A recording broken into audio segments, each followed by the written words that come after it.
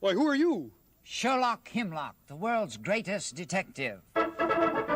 Ooh. With the nose of a bloodhound, I track my suspects and invariably bring them to cookies. You invariably bring them to cookies? No, my man. I bring them to justice, of course. Right. Hi, I'm Guy Hutchinson. This is Pointless Nostalgia, and today we're getting nostalgic about this awesome old Sesame Street game. I'm just calling it awesome based on the fact that it's got Sherlock Hemlock on it. We're going to look at this. We will learn about this. We'll go through all the pieces, see what's in it. I hope you enjoy this one. By the way, I do a video every day at 2 o'clock, so come back tomorrow and let's take a look at this now. All right, here it is. This box has been around, seen some tape, more than one type of tape.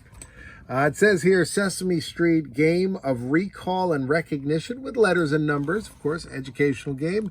Missing matchups games. Look at that. It's got Jim Henson's Muppets, and then I go down here. Muppets is a trademark of blah, blah, blah. Missing matchups, and this is for 2 or more players. Missing matchups is a memory game in which the players try to match pictures to collect the most playing pieces. This game contains 32 different picture combinations for hours of fun. And then we have instructions here on how to prepare the box, and I will do that, and then I'll show you what it looks like. All right, so essentially it would look like this, but it wouldn't be, 50 years old and beat up. But essentially it would stand up in this position a little better, but it would say Sesame Street, CTW, Children's Television Workshop, Missing Matchups Game, him looking this way over here, him looking that way over there. I like that even though they've got them on both sides, not that they just took the same thing and then just reversed it. This is clearly a different piece of artwork. And I love this artwork, by the way. Very, very cool. So being a simple memory game, it had to have a cool gimmick. And so the gimmick is that you would slide this out and then you'd see all the different characters pop out. And then it would be slid back, and then you would have to, from memory, say, oh, these two, are twinsies. So cover up Roosevelt Franklin, and you do that with yours, and then when they'd pull it back, if you didn't match, you failed. If you did match, you were good. They've got a lot of artwork. I think this is all pulled from some of their illustrated books at the time, but look at Big Bird, look at Sam the robot.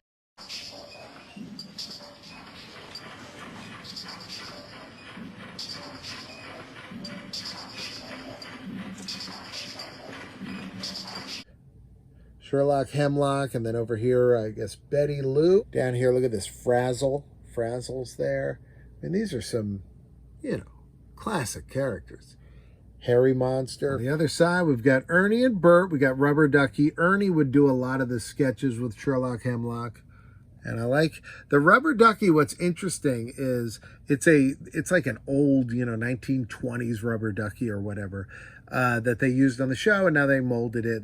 But for a long time, everybody that sold a Rubber Ducky, it didn't look anything like this. I mean, I don't know if you can get this version anywhere. So even when Sesame Street does their licensed, Rubber Duckies, they don't look like this. They look like your classic generic Rubber Ducky. But that's my Rubber Ducky rant. All right, the next one, this one you can see, by the way, discolored by something. I don't know what wore off on it, or if it was ever stored in a way but it's both sides of this one. We've got up here, we've got Prairie Dawn, got Cookie Monster. I like that artwork of Cookie Monster. That's great. You got Count Von Count.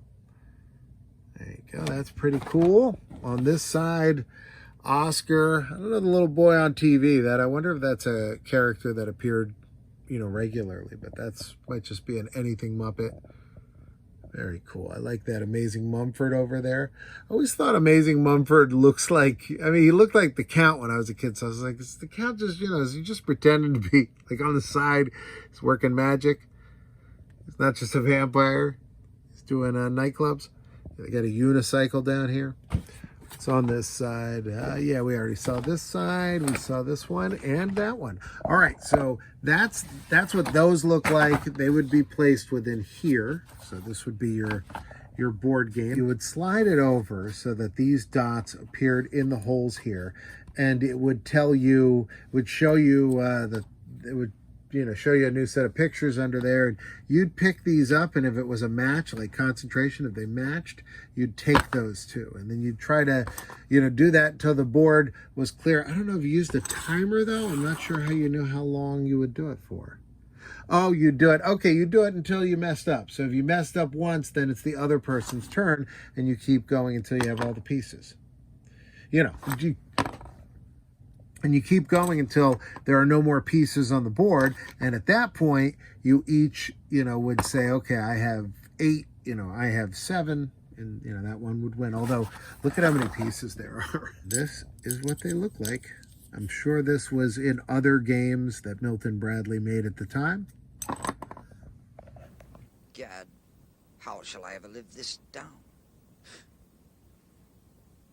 So it was a simple game of memory, you know, and it's in a big box for that. I mean, you know, you can play this with a deck of cards, but I like it because it's got old Sesame Street characters on it, and that's what I think is really cool. By the way, that reminds me of that time I was in Kmart. Attention Kmart shoppers. Please remember while shopping that you could be at home watching pointless nostalgia on YouTube. You're all so stupid. Yep. Well, right now a box is going to pop up here and a box over here. You can choose either one. I'm in both of them. I'll see you next time. Choose that one or the one over here. Either one.